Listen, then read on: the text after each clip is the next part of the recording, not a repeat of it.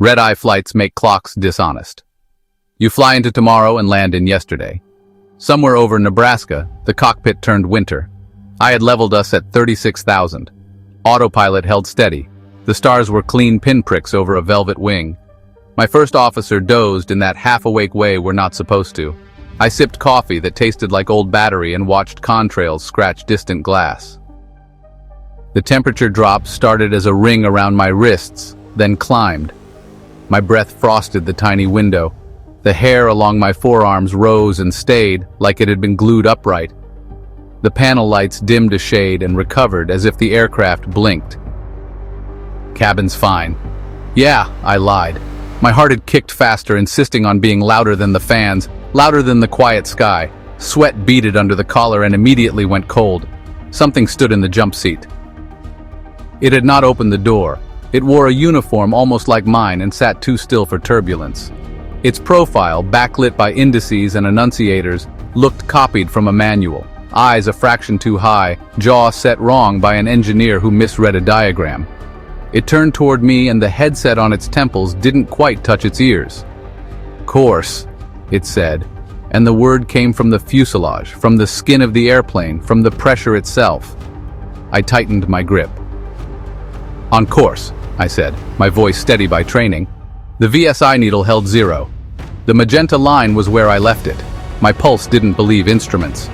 The figure leaned forward without creak, without the seat acknowledging weight. Its hand reached past my shoulder and hovered over the mode control panel. The fingers were too long by a knuckle. The nail beds looked like they belonged to someone else. "Course," it repeated, softer, as if the second meaning should be obvious.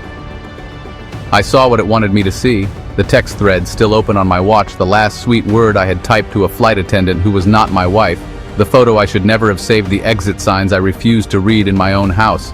I had promised myself on a Tuesday that I would end it. I had not. Tomorrow became 2 months. The radio crackled, center calling another flight. My chest thumped so hard the yoke felt like a rib. The stars outside the window seemed to slant. The wrong-faced pilot looked at me from a distance it shouldn't have been able to find in this cramped space. "What do you want?" I asked. It felt like a child's question and also the only one. "Correct," it said, and laid a finger on the heading knob. It did not turn it.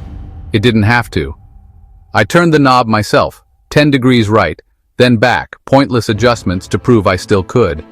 Then I did the other correction, the real one, the coarse one. I pulled my phone from the side pocket and typed the message I had refused to type.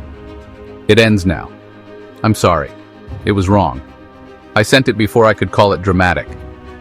I blocked the thread before I could unsend anything. The cold eased a breath. The FO stirred, eyes slitting. "You good?"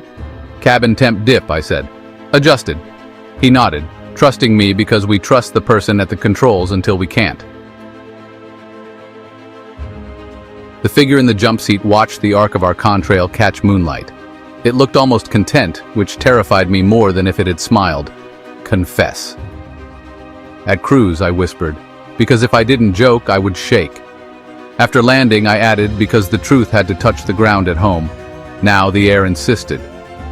I told the FO I needed the lav and left him the seat. In the narrow galley, with the curtain pulled, I called my wife. She answered on the second ring.